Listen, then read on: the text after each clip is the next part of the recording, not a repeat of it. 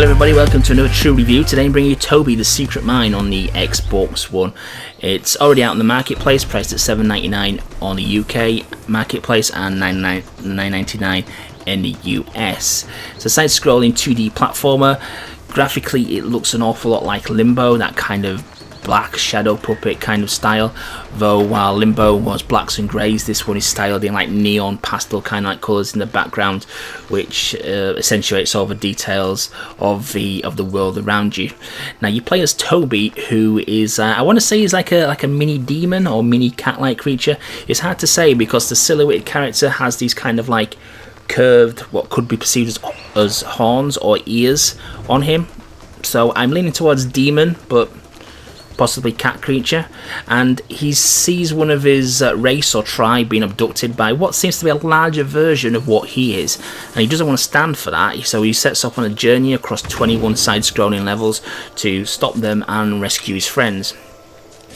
Now what faces you there is a load of traps to bypass, spikes, boulders falling on you, just natural creatures, the enemies themselves, who like I say are twice as big as you, yet when they encounter you they usually just fire a single arrow or throw a single bomb and then run for the hills. So it's very unusual that for something so large compared to what Toby is, that they do cower away from him an awful lot.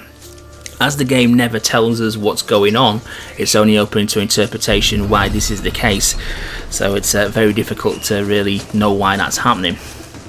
As I say, graphically it's in a style that I absolutely love in games. It's that kind of like black shadow puppet kind of style, and the neon pastel like colours in the background which show off like the forest worlds, desert worlds, factory worlds really work and bring the blacks to life. One level in particular is highly unusual. It's a blizzard level where there's an awful lot of white on the screen, so much to the extent that you can't see what the hell's going on, and it does actually quite work when you're doing like blind platforming, and you do get like a little glimpse every now and then of where you should jump next to, and it works really well. That level is probably one of my favourite levels of the entire game.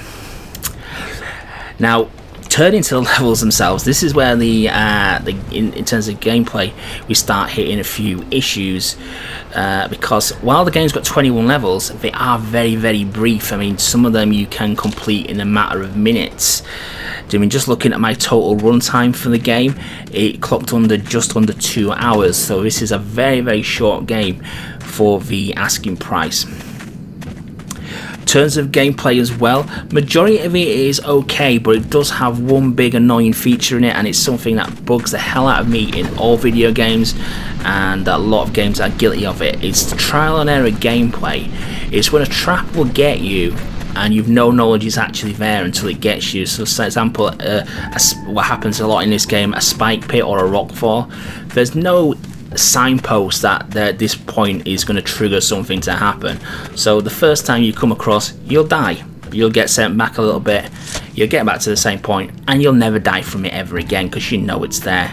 Problem is, a few seconds later you'll encounter something similar and you'll die again, get sent back. So it becomes a matter of attrition really, if you discovering the traps, dying, restarting, and then bypassing them next time because they're no threat once you know that they're actually there. So it's just a shame that they actually went down that route really. It would have been nice to actually signpost them so the player could avoid them on the first playthrough, and the skill would have been identifying that there's a trap there. So if you can get over that frustration, like I say, it's not a big hindrance, but it does become grating when you die for the like 5th, 6th, 7th time on a level, simply because there was no hint or anything that there was something there to avoid. There is friends to collect throughout the game there, and an achievement attached to those. One big issue with the collection of the friends is there's no log on the screens anywhere of how many friends are contained in a level, not from what I could see anyway. So if you do miss one, you've no idea where he is. Fortunately, most of the friends are on the straight path that you have to go to complete the level, with only a few off the beaten track, and none of them are that particularly well hidden, to be honest with you. There will also be guides out there at this point in time to make that a lot easier as well. In terms of achievements, it's a very easy 1000 gamer score. As I say, my playtime for an entire playthrough, which netted me all but got one of the achievements, or two of the achievements, because there's an alternate ending one, which you can simply get by replaying the last level.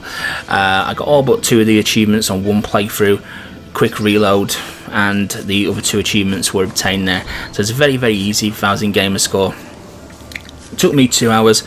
Probably say 3 hours if you take it a bit slow, or if you have difficulty finding one of the friends for any reason whatsoever. So very, very short game. So I would have liked to see it slightly lower in price, maybe under that magical £5 bracket in the UK, or down to $7.99 maybe in the US there, because like I say, 2 hours is not an awful lot of game there, but nevertheless it is still a fun and enjoyable game, yet frustrating at times due to the trial and error death. So I'm going to give Toby the Secret Mine 3 out of 5. It's a highly enjoyable game.